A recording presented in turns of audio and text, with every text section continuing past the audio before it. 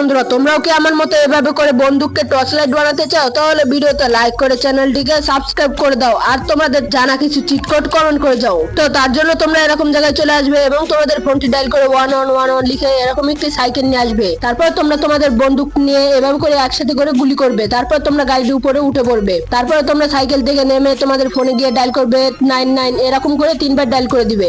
তারপরে তোমাদের এখানে রাইট হয়ে যাবে। তারপরে তোমরা সাইকেলের উপরে উঠে পড়বে এবং বন্দুকটি নিবে। তারপর দেখতে পারবে যে তোমাদের বন্দুকে এরকম টর্চ লাইটের মতো আলো জ্বলছে।